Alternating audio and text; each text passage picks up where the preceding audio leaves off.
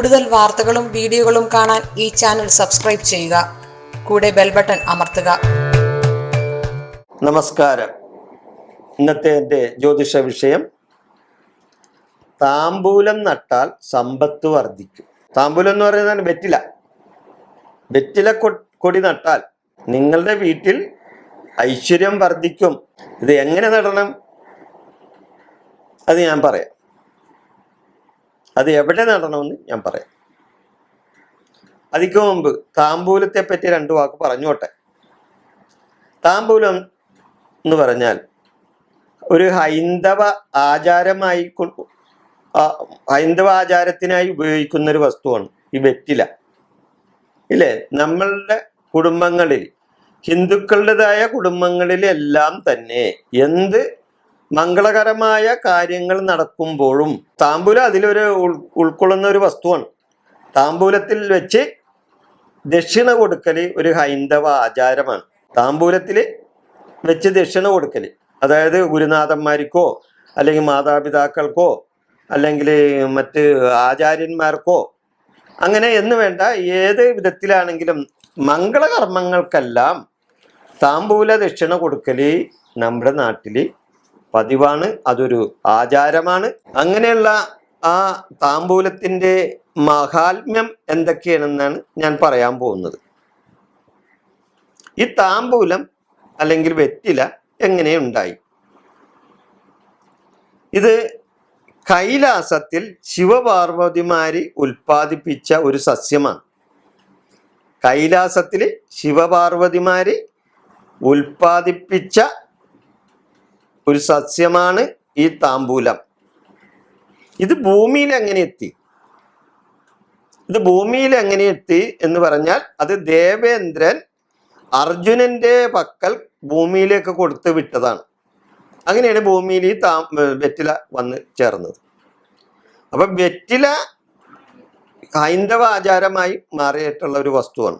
ഈ വെറ്റിലക്ക് യോനി രൂപമാണ് ഉള്ളത്. താമ്പൂലത്തിന്റെ അഗ്രത്തിൽ, വെറ്റിലയുടെ അഗ്രത്തിൽ കുടികൊള്ളുന്ന ആരാണെന്നറിയാം?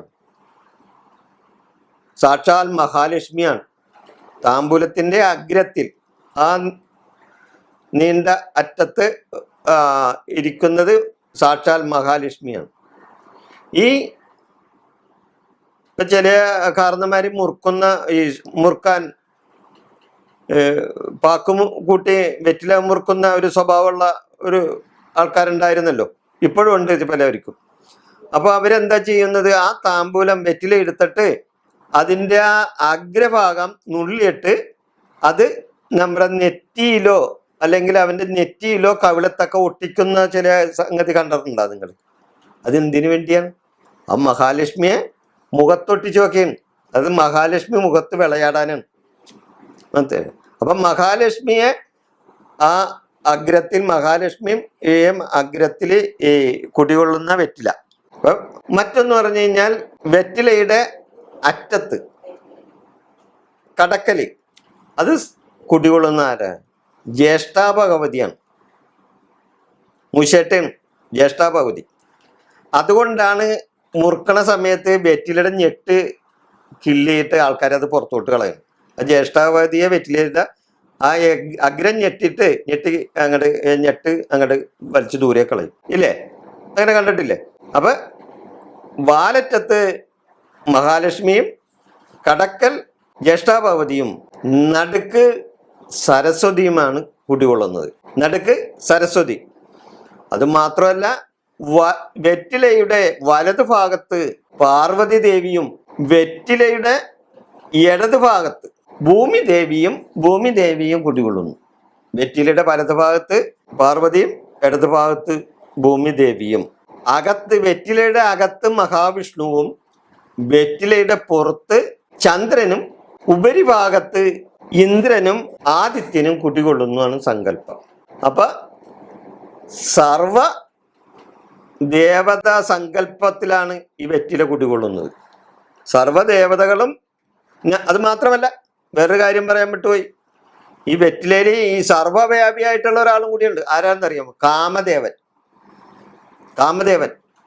വെറ്റില മുറുക്ക് കാമത്തെ ഉത്തേജിപ്പിക്കും. ഉത്തേജിപ്പിക്കും എന്നൊക്കെയാണ് പറയുന്നത്.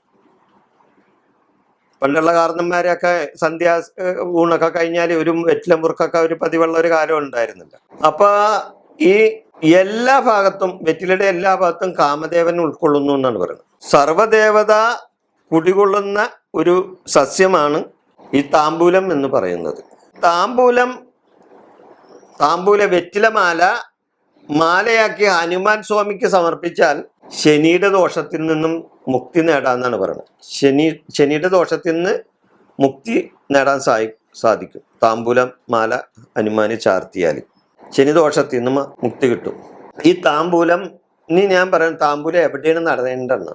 താമ്പൂലം നിങ്ങളുടെ വീടിരിക്കുന്ന സ്ഥലത്തിൻ്റെ വടക്ക് കിഴക്കേ മൂലയിൽ, വീടിൻ്റെ വടക്ക് കിഴക്കേ മൂലയിലാണ് താമ്പൂലം നടേണ്ടത്. അത് ഒരു ഈശ്വര ആനുകൂല്യമുള്ള ഒരു സ്ഥലമാണ്. മറ്റൊന്ന്, വീടിൻ്റെ തെക്ക് പടിഞ്ഞാറേ മൂല, വീടിരിക്കുന്ന സ്ഥലത്തിൻ്റെ തെക്ക് പടിഞ്ഞാറേ മൂലയിലും താമ്പൂലം നടാം. അങ്ങനെ താമ്പൂലം നട്ടാൽ നിങ്ങളുടെ വീട്ടിൽ സർവൈശ്വര്യം വരും, നിങ്ങളുടെ സമ്പത്ത് വർദ്ധിക്കും, എല്ലാ ഗുണങ്ങളും നിങ്ങൾക്ക് വന്നു ചേരും, സർവ ഐശ്വര്യങ്ങളും നിങ്ങൾക്കുണ്ടാകട്ടെ എന്ന് പ്രാർത്ഥിച്ചുകൊണ്ട് താമ്പൂലം എന്ന ഈ വിഷയം ഞാനിവിടെ അവസാനിപ്പിക്കുന്നു. മറ്റൊരു വിഷയമായി ഞാൻ വരുന്നത് വരെ നന്ദി, നമസ്കാരം.